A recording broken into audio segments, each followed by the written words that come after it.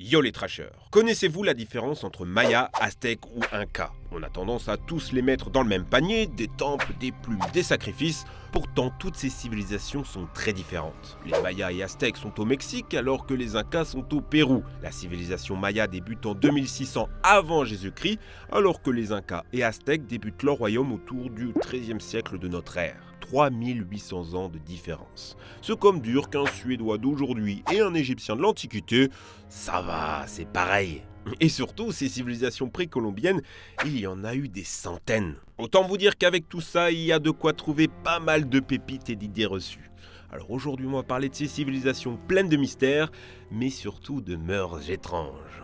L'hygiène chez les Mayas. Il y a une idée reçue comme quoi les Mayas vivaient en slip dans la jungle. Eh bien non, ils avaient des rues, des bâtiments, des chaussées, des ponts, tout comme une vraie ville de nos jours. À l'époque où arrivent les Espagnols, les rues de Madrid moyenâgeuses étaient pleines d'excréments vidés sur la chaussée, pendant que les Aztèques balayaient et arrosaient leurs rues quotidiennement. Ils construisaient des toilettes publiques et utilisaient les déchets comme engrais. Les Aztèques accordaient une grande importance à l'hygiène personnelle. Ils se lavaient 2 fois par jour, non pas avec du savon, mais à l'aide du fruit Copal Socolt et des racines d'un arbre qu'on appelle justement un savonnier. Les deux mélangés donnaient un liquide riche et mousseux, comme du savon. Les Aztèques utilisaient déjà du dentifrice, des déodorants, des shampoings d'argile et même des saunas. On les appelait temescal, des bains de sueur, et ils avaient une grande importance dans la vie des Mayas, la propreté calmant la colère des dieux. Parce que oui, ces civilisations étaient très superstitieuses, mais ça ne les a pas empêchés d'avoir de grandes connaissances en médecine.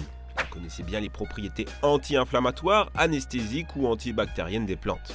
Ils pratiquaient des implants dentaires avec des pierres précieuses et ils savaient faire de parfaits trous dans le crâne. Alors, c'était pas toujours très intelligent de faire ça, mais ce qui impressionne les chercheurs, c'est que peu en mouraient, grâce aux techniques opératoires, mais surtout à la désinfection des instruments et des plaies.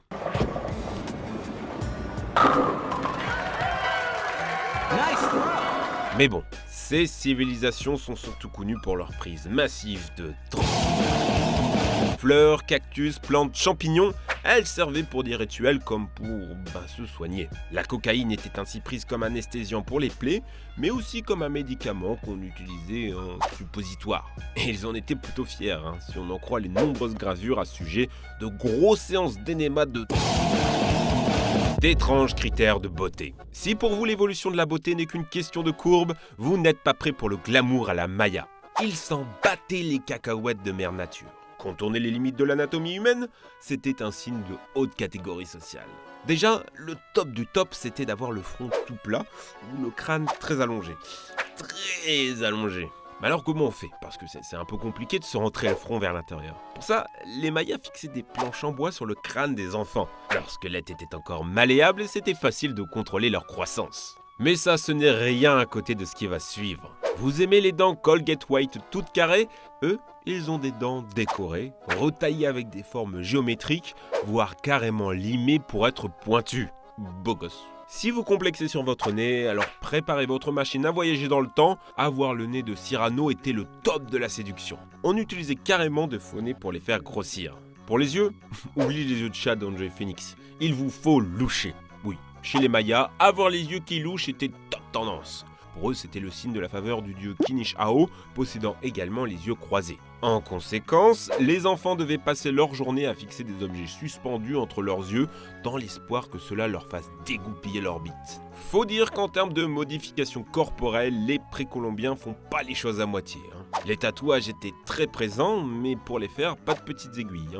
Le tatoueur dessinait le motif sur la peau, découpait par-dessus et y versait directement la peinture. C'est la cicatrice qui crée le tatouage et la douleur devait être intense. Il y avait aussi une vraie culture du piercing, des boucles de nez gigantesques et des bijoux en or si lourds qu'ils déformaient les oreilles, ça finissait par tomber jusqu'à l'épaule. Que mangeait-on chez les Mayas? Si en Europe c'est le blé et en Asie le riz, en Amérique du Sud la base des bases c'est le maïs. On en foutait absolument partout. Autre spécificité, les Mayas étaient les premiers à boire du chocolat.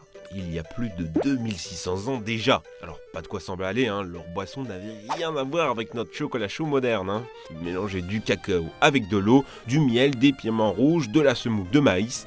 Ça devait être spécial. On nous rapporte la description d'une boisson mousseuse et épicée. C'était un mets de luxe utilisé dans le cadre religieux, une boisson très respectée. Toujours dans le liquide, ils avaient des alcools très populaires à base d'écorce d'arbres, de maïs fermenté ou d'alcool de cactus.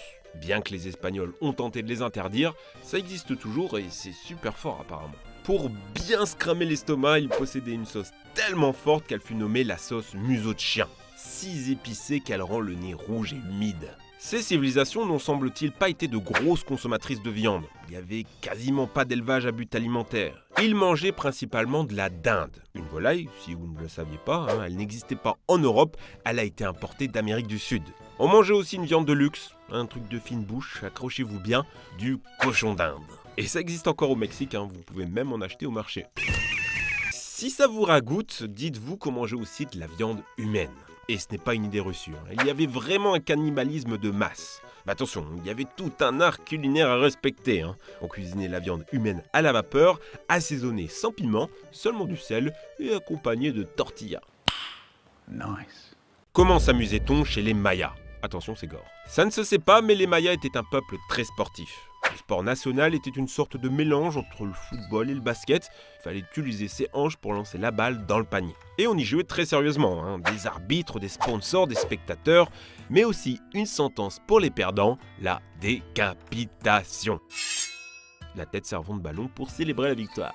Vous l'aurez compris, on va parler de l'aspect le plus célèbre de la culture précolombienne, les sacrifices humains. Alors, je me suis dit que c'était sûrement une idée reçue et qu'au fond, on ne sacrifiait pas autant. Raté. On tuait tout le temps des trucs, humains, animaux. Un pan entier de l'économie et de la guerre était lié au sacrifice. Il y a quelques années, on a découvert ce qui semble avoir été le plus grand sacrifice d'enfants de l'histoire. 140 bambins et 200 lamas tués il y a 500 ans sur un unique site. À cause de ce qui semble avoir été des intempéries. Calmer les dieux, tout ça. La pratique perdure jusqu'à encore récemment, et lors du séisme de 1960 au Chili, on nous rapporte le sacrifice d'un enfant d'une tribu araucane. Clairement pas l'aspect le plus cool de cette culture. Qu'est-ce que les Mayas ont inventé ? Malgré ces pratiques, ces civilisations étaient loin d'être primitives. Elles étaient très avancées et ont créé pas mal de trucs. Les Mayas étaient la première civilisation à avoir inventé le concept mathématique du zéro. 100 ans avant l'Inde, ils créaient le premier signe pour désigner ce concept mathématique. Les Mayas avaient un alphabet très riche de plus de 700 symboles. Un peu comme les Égyptiens, c'était des symboles dessins assignés à des mots, sons ou syllabes.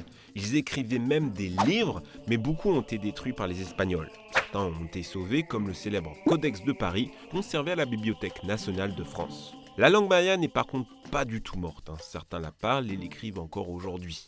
Une autre célèbre invention de ces peuples est leur calendrier. Ce qui impressionne, c'est que celui-ci est mathématiquement très complexe, mais aussi particulièrement juste en ce qui s'agit de l'astronomie, notamment sur les cycles solaires ou celui de Vénus. Si vous êtes curieux, il existe des sites qui vous donnent la date du jour en maya, et ça a l'air d'être un sacré bordel.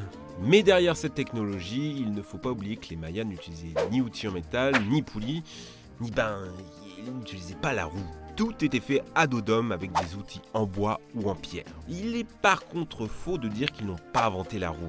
Elle existait sur leurs monuments comme sur leurs jouets. C'est juste que la roue n'est utile que si on a des chariots, des routes plates et des animaux. Beaucoup de ces peuples vivaient dans des endroits montagneux, en pente, et c'était pas pratique. Mais bon, les routes plates, ça existait quand même. Ils avaient la technologie pour. Non, ce qui manquait, c'est tout bête. Des animaux de trait. Ils n'avaient ni chevaux ni bœufs. Le seul truc à peu près musculeux, c'était des lamas. Et je sais pas si vous avez déjà essayé de faire tirer un truc par un lama, mais c'est un peu... Je sais pas, c'est pas trop ça quoi. Pourquoi les Mayas et Incas ont-ils disparu ? On a tendance à croire que c'est les Européens qui ont détruit ces civilisations. La réalité est très différente. Ce monde-là était déjà fini avant l'invasion européenne. Depuis le 8e siècle, plus de nouvelles constructions, des cités flamboyantes totalement abandonnées, une chute démographique violente. Et vous savez quoi ? Aucun chercheur ne connaît vraiment la cause. On a parlé de causes religieuses, une apocalypse maya annoncée par le calendrier qui aura entraîné la fuite des villes, une guerre civile des classes paysannes contre les élites urbaines, une invasion étrangère des peuples du nord de l'Amérique, ou plus probable, une sécheresse intense. On a pu observer une importante chute des précipitations dans l'analyse des couches sédimentaires, concordant avec cette période. L'arrivée des Européens a été le coup de grâce, les armes, les massacres et surtout les maladies européennes. Ce fut un carnage. Reste que les Mayas n'ont pas disparu. 7 millions vivent encore dans leur pays d'origine, à savoir la Mésoamérique. Il y a 2000 ans, les Mayas ont développé l'une des civilisations les plus avancées. Pourtant, beaucoup de personnes pensent cette civilisation primitive par rapport à la Rome antique ou le Moyen-Âge italien. Mais en réalité, sans l'influence de personne, ils ont réussi à fonder une des plus grandes civilisations humaines. Il ne faut pas les réduire à des ruines, à des fresques antiques ou des objets folkloriques pour touristes. Ces peuples existent, leur passé est vivant, il coule dans leurs veines la fierté d'être les descendants de bâtisseurs prodigieux. Pourtant, ils sont aujourd'hui méprisés par les politiques sud-américains, parqués dans des réserves. Ce n'est pas les maladies ou les conquêtes qui vont finir par détruire les Mayas, mais bien notre indifférence, voire pour certains, leur mépris. Ainsi s'achève l'étude d'une nouvelle civilisation après l'Égypte et la Rome antique. Abonnez-vous pour suivre les prochains thèmes et n'hésitez pas à en proposer en description. J'aime toujours autant me replonger dans ces mondes perdus. Vous aussi, de toute évidence. Merci pour tout ça, merci pour vos encouragements, merci de m'avoir suivi. On se retrouve pour la prochaine. Ciao!